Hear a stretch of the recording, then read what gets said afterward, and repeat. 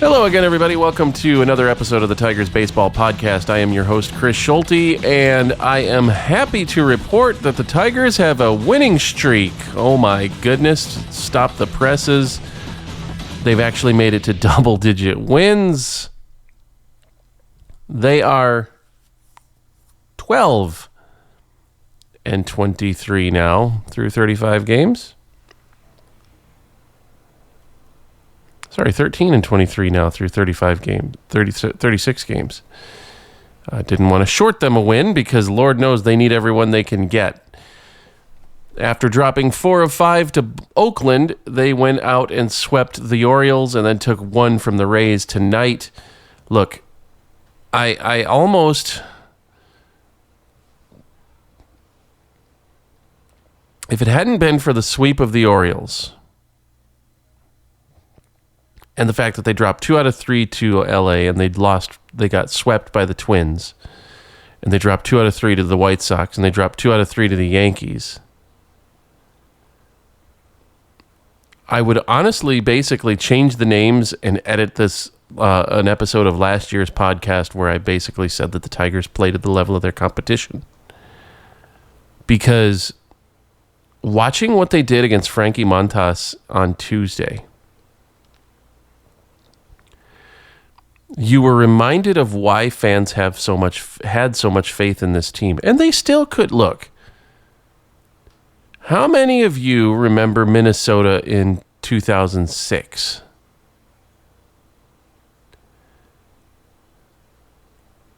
The Minnesota Twins in 2006 were basically dead and buried after the first half of the season. They went out after the All-Star break and won the division, beating out the Detroit Tigers, oddly enough. Tigers had a wild card berth that year. The Twins won the division. They ended up losing to the Yankees to the Athletics. And then, of course, the Tigers swept the Athletics, so on their way to the World Series. But this team is not dead and buried, but they don't have any margin for error. And this is why last week, everybody's going to sit there that's listening and go, oh, you said they're done. You said they're done. Stick a fork in them, blah, blah, blah. Yes, I did. And I stand by that. The Tigers are not going to make the playoffs this year. Could they? Yes. Could they go on a 16, 17, 18 game winning streak and get above 500 and start playing better baseball and make it to the playoffs? It's possible, but the margin for error is so slim here. They can't go on any more 5-game, 6-game losing streaks like they did from Pittsburgh through Houston in the first game against the A's. They can't go on a 9 out of 10 losing record 2 weeks. Actually, 1 week. 8 days and you lose 10 games and 9 games in 8 days out of the 10 that you play. They can't afford to do that. Oh, they won the first game of that doubleheader 3-2. Okay, then you can't go on a 9 out of 11 streak if you want to go that way. If you want to get technical, there you go. You can't. It just.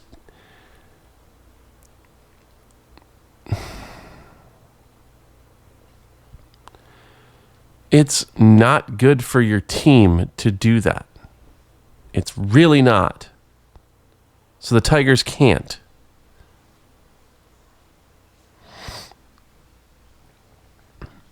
What the Tigers also really can't do is afford any more injuries, and they are a mash unit right now. Michael Pineda broke his middle finger on Saturday, so he's done for quite some time. And all that's really done is secured a spot in the starting rotation for Alex Faedo, which he got his first win tonight. Congratulations to Alex on his first win. Pitching in Tampa, he grew up in Tampa, went to high school in Tampa, went to college at the University of Florida. And Detroit came to Tampa for a 3-game set, and they decided to start him in the first game. Good on A.J. Hinch for making that call, and congratulations once again to Alex Faedo on his first career Major League win. Now, the starting rotation is so beat up, I don't know who's going tomorrow night. I believe it's Beau Brieske. That would make sense because he pitched in Game 5 of that Oakland series. And it sure ain't going to be Joey Wentz. He's still down in Toledo. Right now, your rotation is, this is as of today, Tarik Skubal, Alex Faedo, Beau Brieske,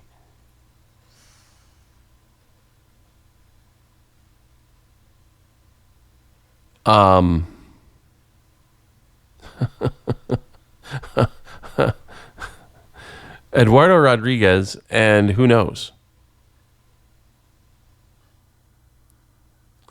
Because Tyler Alexander is still out. Casey Mize had a setback. Matt Manning had two good rehab starts. So he's on track. He had a rehab start on Saturday. So they want him to throw another rehab start this Thursday. And then you'll probably see him. No, he had a rehab start. I want to say he had a rehab. I think it was Friday. Yeah, his rehab start was Friday. So he'll throw again on Wednesday. And then he'll come up. If all works out well, he'll come up. Probably Thursday, he'll join the big club and pitch in Minnesota on Monday. And that'll be good to get him back because he was really starting to hit his stride in the first couple of games that he pitched this year. So it'll be good to see him pitch again in a Tigers uniform.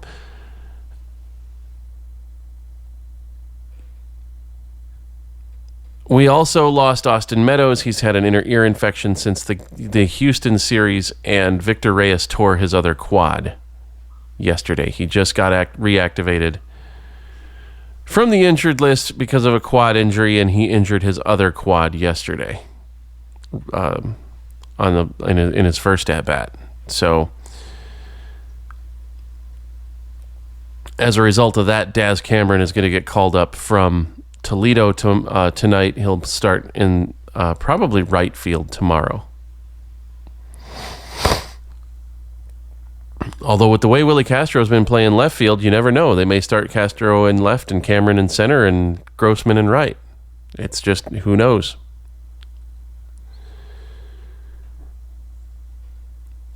So, I'm going to break this down just a little bit to give you an idea of how bad it was for the Tigers over the last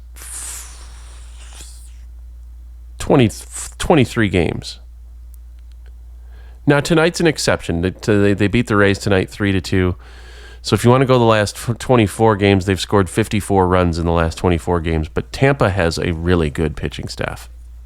And Detroit has never hit well in Tampa. But let's review the last 24 games. Okay, 4 against Houston, or 23 games. 4 against Houston, that's difficult. 5 against Oakland. 2 against Pittsburgh.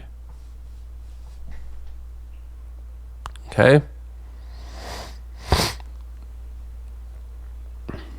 Before that, they had 2 games against Colorado, 3 against Minnesota, 3 against the Dodgers. Okay. So let's look at these numbers. 23 games. 51 runs in 23 games. Until a 5-run outburst on Saturday and a 4-run outburst on Friday. So for 19 of those 23 games. 19 of those 22 games, they had scored 39 runs. They put up 12 runs on Baltimore and swept them in a 3-game series. Oakland's not that good, folks. Houston, I can understand. LA, I can accept.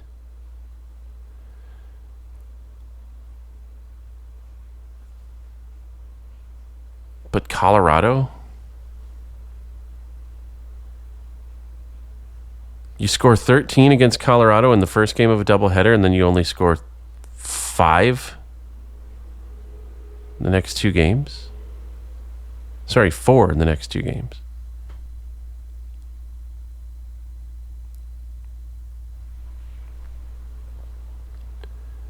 You get absolutely trounced by Minnesota. I mean, you get dominated by LA.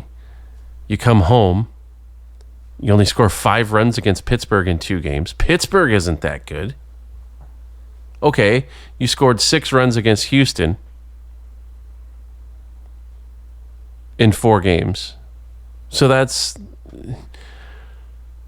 Look, Houston is good, okay? Houston's going to be contending for the division/playoffs all year, barring a major catastrophic event.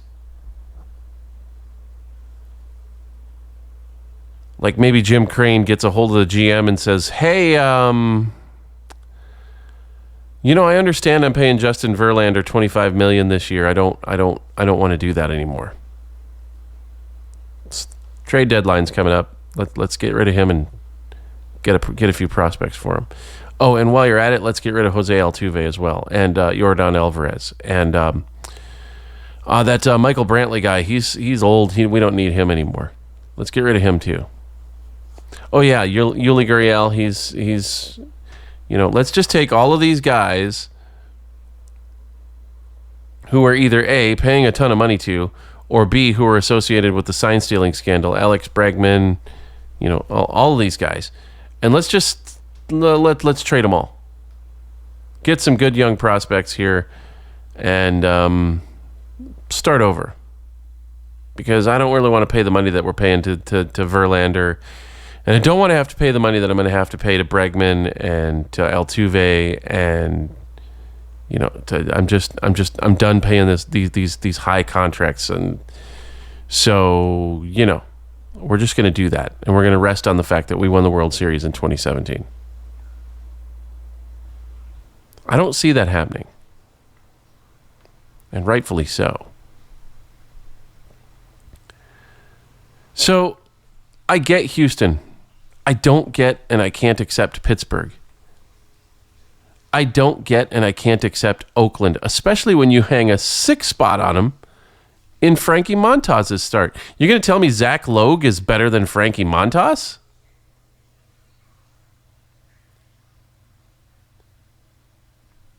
You're going to tell me those other 3 wet paper shopping bags that they threw out there against the Tigers are better than Frankie Montas? If they are, then trade Frankie Montas.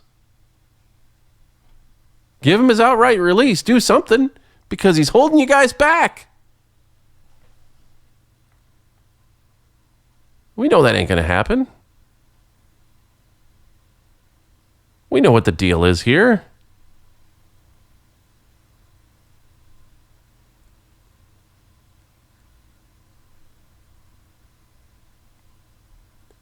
I get Houston, I get LA. I even almost get Minnesota, because Minnesota's playing some good ball this year. And everybody said Minnesota was going to have good pitching. I don't like it because they're in the division.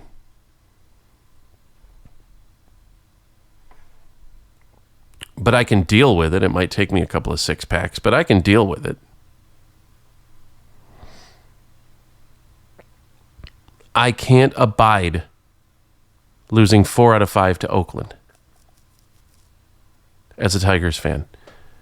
We should not have had to suffer that. Not this Oakland A's team.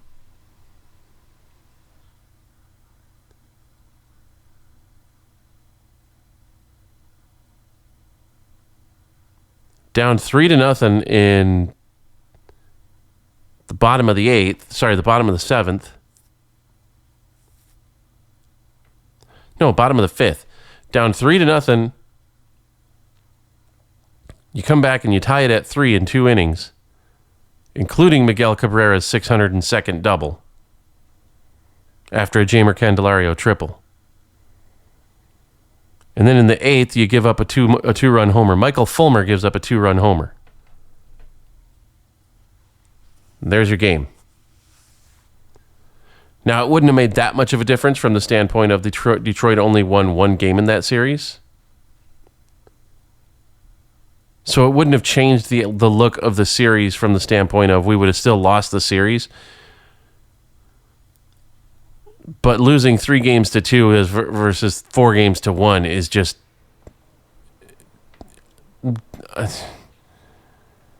psychologically it's more palatable, I suppose.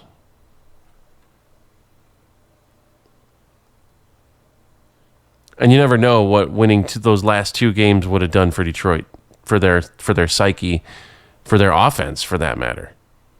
Because really, right now, this is an offense with absolutely no confidence. Now, mind you, Jonathan Schoop hit an absolute bomb tonight against Tampa. So it looks like he might be coming out of his slump. Miguel Cabrera has had pretty decent numbers over the last 4 or 5 games. So he might actually... And the thing with Cabrera is he's actually been hitting fastballs and hitting them with some authority. Is he going to be the Miguel Cabrera of 2012 that won the Triple Crown? No. But I'll take the 2014, 2015 Miguel Cabrera over what we got right now.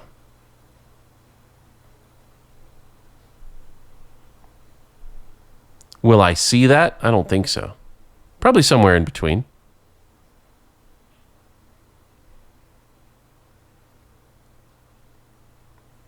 My guess is that we'll get somewhere around, well, he hit a solo shot yesterday. He's hit 3 homers this year.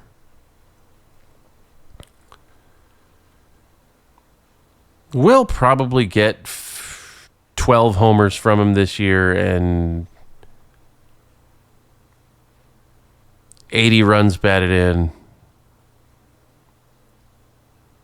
About a 280, 285 batting average. And I'll take that. I'll take that from Miguel. Right now he's hitting right around 270. But the thing with Miguel, and more important to me than the home run, because, yeah, the home run was great, and it was off a fastball. But you had a runner at third with less than 2 outs, and the first pitch he saw, he drove into the outfield and hit a sacrifice fly. So he's able to produce. He's starting to produce now with runners in scoring position where he wasn't before. And that, to me, is bigger than the home run. It's bigger than the home runs that he's hitting. It's bigger than the extra base hits that he's getting, because where he's at, he should have runners on in front of him.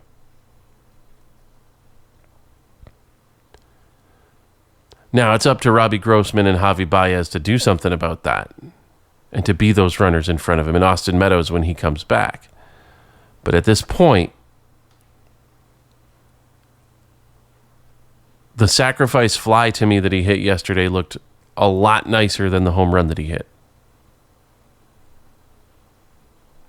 And maybe I'm just kind of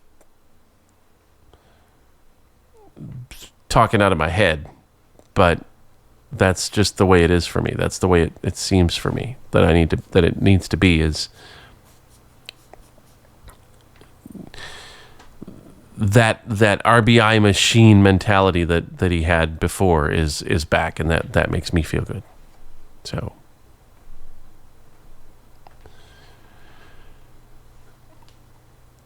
again, props to Alex Faedo for getting his first win in his hometown. That was kind of cool of Detroit to do that, and we'll see where he goes now. I mentioned Casey Mize, and what I wanted to basically make a comment on is the fact that Casey Mize is dealing with an elbow sprain, but he said when he threw 29 pitches in just over an inning of work in Toledo in his first rehab start that he really didn't feel like he could let it go yet. And that concerns me. Because what that tells me is he's either not pain-free or he's dealing with some mental issues. And I don't want a pitcher that's having mental issues. Not my number one overall draft pick in 2018. If he starts getting the yips, that's a problem. So we're hoping that it's just a little bit of discomfort. It's not a mental thing, because the mental thing would be harder to come back from, I think. Now, if it's discomfort and it turns out that he's going to need Tommy John surgery, that's going to be an issue. But I don't see it being that.